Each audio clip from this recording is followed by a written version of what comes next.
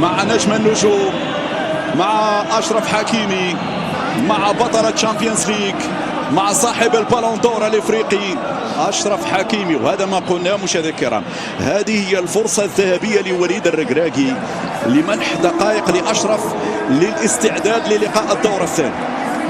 يدخل في المنافسة، شيء ممتاز، يدخل في الأجواء بسرعة، شيء رائع.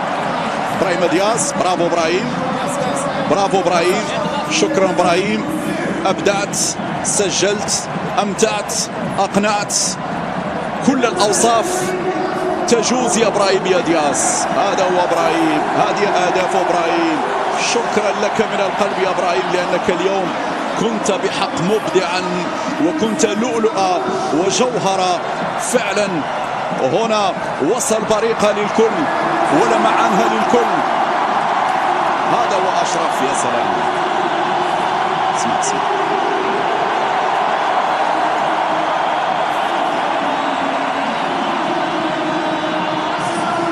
هذه اللحظة التي صبر فيها الجمهور ليراها، لحظة دخول أشرف حكيمي. والله أشرف، يعني كلنا وضعنا أيدينا على قلوبنا اللحظة التي أصبت فيها في مباراة البايرن.